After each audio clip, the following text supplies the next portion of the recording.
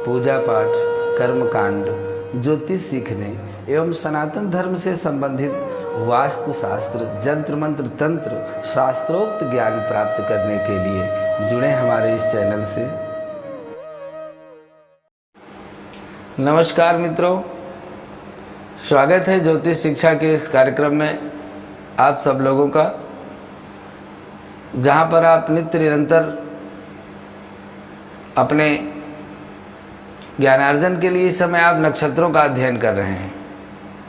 आज नक्षत्रों के क्रम में आपके लिए हम पुनर्वस नक्षत्र का महात्म लेकर के आए हैं।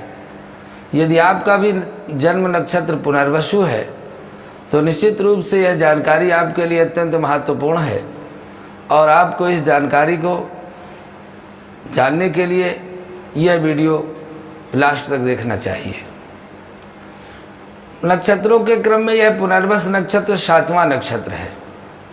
वैसे तो कुल 28 नक्षत्र होते हैं, जिनमें 27 नक्षत्रों को मान्यता दी गई है। तो इस 7वें नक्षत्र का नाम पुनर्वसु है। इसके स्वामी बृहस्पति हैं और इसके देवता अदिति हैं। इसके 3 चरण तो मिथुन राशि में आते हैं और जो चौथा चरण है वो कर्क राशि में चला जाता है, क्योंकि एक नक्षत्र के 4 चरण होते हैं और 3 चरण मिथुन राशि में जाने के बाद जो एक चरण शेष बचता है वह कर्क राशि में चला जाता है। इसके नामाक्षर क्रमशः के, को, हा, ही। तो के को हा तो ये मिथुन में गए और ही जो अक्षर आता है वह कर्क राशि में चला जाता है। इसकी आकृति 4 तारों वाली जो तोरण होती है आकाश में, वैसी दिखने वाली होती है इस नक्षत्र की आकृति।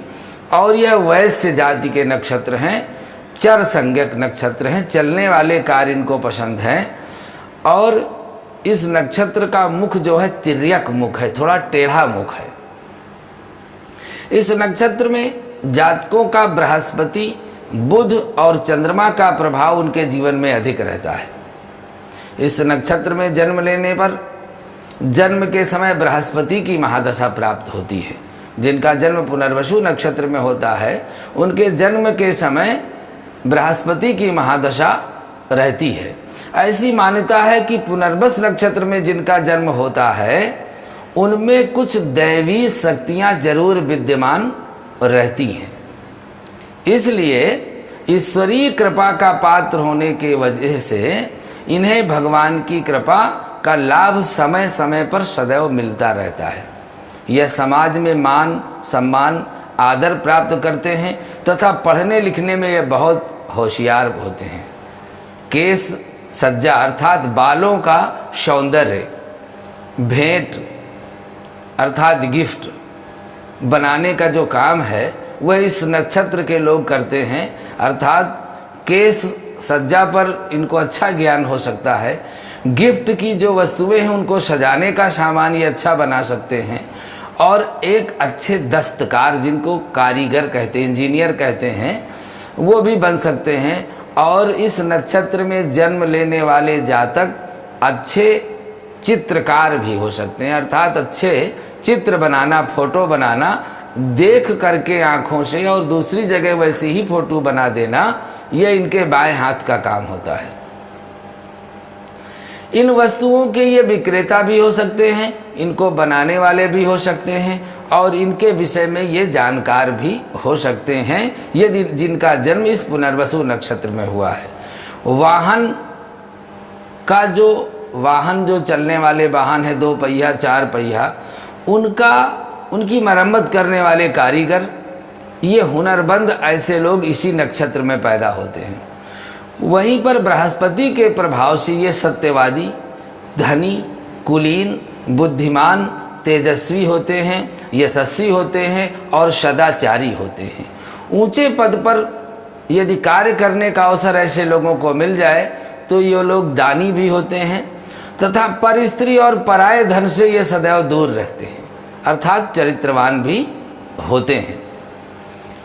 शुद्ध आचरण करने वाले ये लोग कार्य में भी इसके अंतर्गत इन कार्यों को, जो कार्य हमने पीछे बताए हैं, इन कार्यों को करने में ये निपुण होते हैं और अपने जीवन में इन्हीं से संबंधित ये अपना कैरियर इन्हीं कार्यों से बनाते हैं, यदि जिनका नक्षत्र इस पुनर्वसु नक्षत्र में जन्म हुआ है।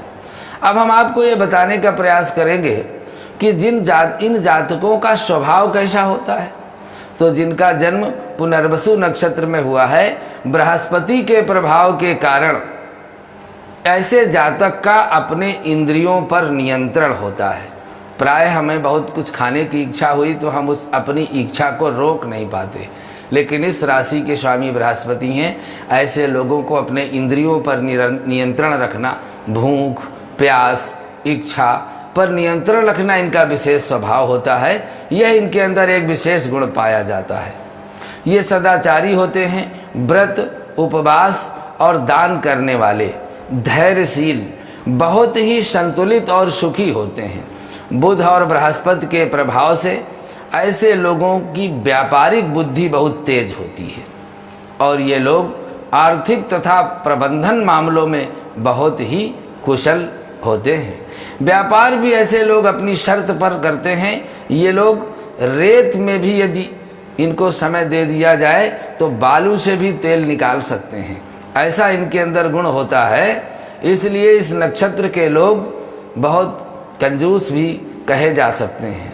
ऐसे लोगों का जो जीवन होता है वह शुद्ध और पवित्र होता है, बुद्धि और बहुत तेज होती है। व्यापार भी ये लोग अपनी शर्त पर करते हैं। ये लोग जब अवसर आता है तो मिट्टी को भी सोना के भाव बेच सकते हैं। अक्सर ही ऐसे नक्षत्र के लोग अपने लाभ का कोई भी अवसर ये चूकते नहीं हैं। जब इनके लाभ का अवसर आता है तो निश्चित रूप से उस विद्या को अर्थकरी के रूप में ये प्रयोग करते हैं और लाभ कमा लेते हैं। स्वर्ण धातु से इन्हें विशेष लगाव होता है। आर्थिक रूप से ये बहुत संपन्न होते हैं। पुनर्वसु का अर्थ होता है पुनः वसु, अर्थात जो धन और यश इन्हें बार बार प्राप्त हो, ऐसा नक्षत्र पुनर्वसु, पुनः वसु। और अचल संपत्ति का भी इनको अच्छा सुख मिलता है, अर्थात मकान, खेती, जमीन, स्थायी संपत्ति भी इनके पास बहुत होती है।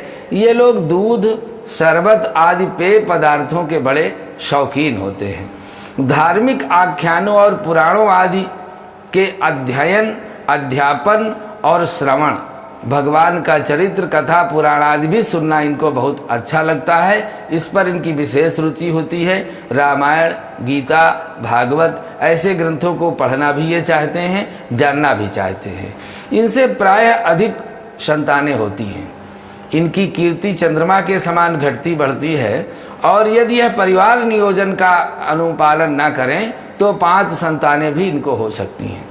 पुनर्वसु नक्षत्र में जन्म होने से जातक न्यायप्रिय होता है, दानी, परोपकारी, सच्चा तथा ईमानदार होता है, विश्वसनीय होता है, क्षमाशील होता है, सौंदर्य का प्रशंसक होता है, वास्तविक एवं सही निर्णय लेने की क्षमता इनके ज्ञान में होती है। ये अत्यंत प्रभावशाली होते हैं, तर्क प्रस्तुत करने में बहुत निपुण होते हैं, अच्छी शक्ति एवं शस्त्रों से युक्त बहुत से स्रोतों का जानकार होते हैं, राजनीति के भी ज्ञाता होते हैं, राजकुल अथवा राज कर्मचारियों से संबंधित नेतृत्व करने वाला तथा ये भ्रमणशील भी होते हैं, क्योंकि यह नक्षत्र भ्रमण करने वाला है, चर नक्षत्र है, तो ये भ्रमणशील बहुत होते हैं। इन लोगों को बुरे लोगों की संगति से सदैव दूर रहना चाहिए। कहते हैं कि को ना कुसंगति पाए नशाई, रहे न नीच मते चतुराई।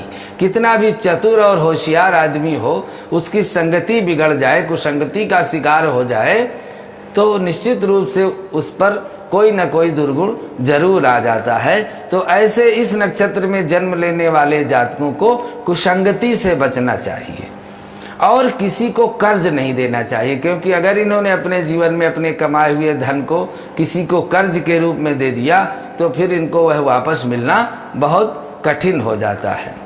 उधार दिया हुआ धन इनका अक्सर डूब जाता है। इन्हें कानूनी दांव पेच और मुकदमेबाजी से भी दूर रहना चाहिए, क्योंकि यदि वाद विवाद और कानूनी दांव पेच में फंसेंगे तो बहुत लंबे समय तक इनको उसके प्रभाव में रहना पड़ता है। इस तरह से ये पुनर्वसु नक्षत्र का जो महत्व है वो हमने आपको सूक्ष्म विधि से बताने का प्रयास किया। और इस नक्षत्र के गुणों पर विस्तार से चर्चा की जाए तो यह नक्षत्र अत्यंत प्रभावशाली है। इसलिए अब इन नक्षत्रों के क्रम में आगे के नक्षत्र का अगला वीडियो लेकर के हम आपसे पुनः मिलते हैं। आज के लिए बस इतना ही। नमस्कार।